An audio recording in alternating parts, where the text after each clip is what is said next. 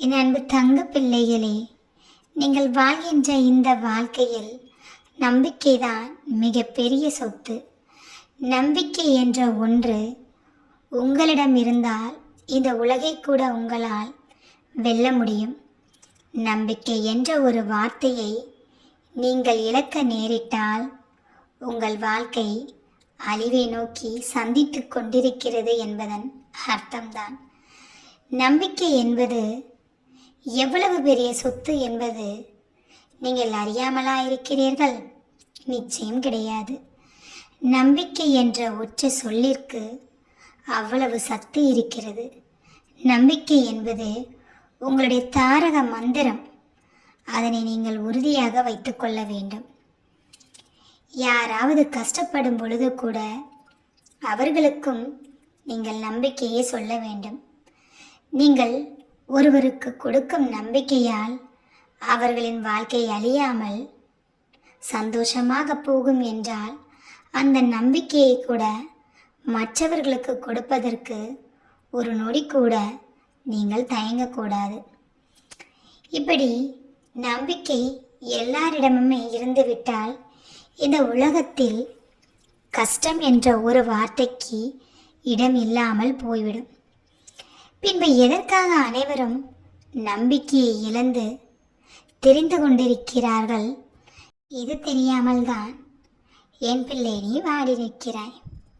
கண்மணியே, மற்றவர்களுக்கு நீ செய்வது புண்ணியமாக இருக்க வேண்டும். அதற்கு என்ன வேண்டுமானாலும் செய்யலாம்.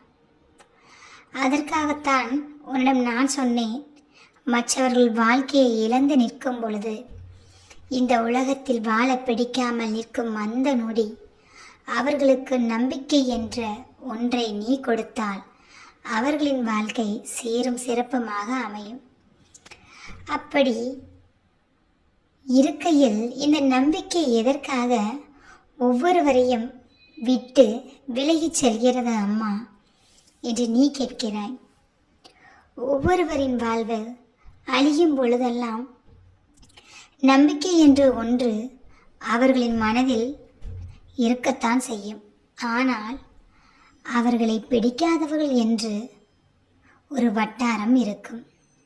அந்த வட்டாரம் அவர்களின் நம்பிக்கையை அவர்களின் மனதில் இருந்து தூக்கி எறிய வேண்டும் என்பதற்காக பக்கத்திலே இருந்து நல்லவர்கள் போல வேடம் போட்டு அவர்களை படுகுழியில் தள்ளும்படியாக அவர்களுக்கு ஆலோசனை சொல்வார்கள்.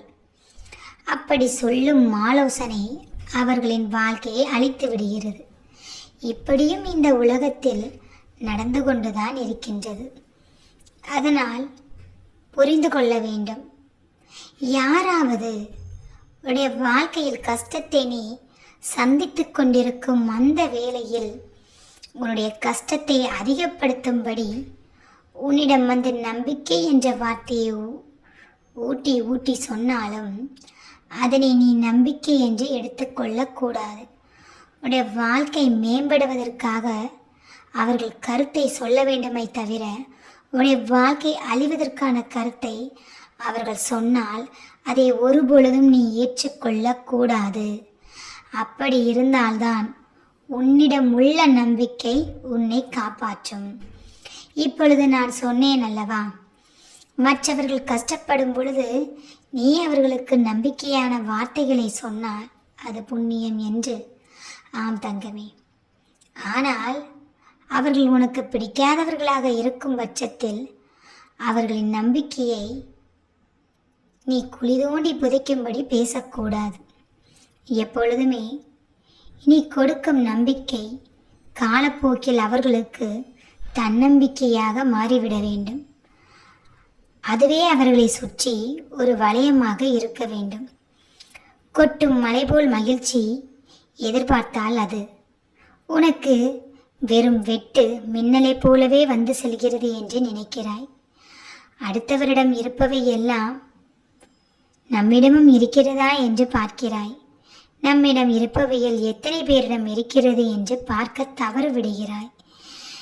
உடைய சந்தோஷம் அழியத் தொடங்கும் இடம் அதுதான். வாழ்வில் சந்தோஷம் எல்லாம் ஆடம்பரத்தில் இல்லை. உன்னுடைய வாழ்க்கையை நீ அமைத்துக் கொள்வதில்தான் உன்னுடைய சந்தோஷம் என்ற ஒரு விஷயம் இருக்கிறது. இதற்காகத்தான் சொன்னேன், நம்பிக்கையை மற்றவர்களுக்கு கொடுக்கும் பொழுது கூட அந்த நம்பிக்கை அவர்களின் வாழ்க்கைக்கு பயனுள்ளதாக இருக்க வேண்டுமே தவிர அவர்களின் வாழ்க்கையை அழிப்பதற்கான ஒரு ஆயுதமாக இருந்துவிடக்கூடாது. அதனால் மற்றவர்களுக்கு நீ நல்ல கருத்துக்களை சொல்லும் பொழுது கூட அது அவர்களுக்கு நம்பிக்கையை கொடுக்கும் விதமாக இருக்க வேண்டுமே தவிர அவர்களின் வாழ்க்கையை அழிக்கும் விதமாக இருக்கக்கூடாது. தங்கமே, எல்லாருடைய வாழ்க்கையிலும் எல்லாரும் மகிழ்ச்சியாக இருக்க வேண்டும் என்றுதான் ஆசைப்படுவார்கள். அவர்களின் ஆசை சிலருக்கு நிறைவேறும், சிலருக்கோ கனவாகவே ஆகிவிடும். அதற்கு காரணம் அவர்கள் மனதில் இல்லாத நம்பிக்கைதான்.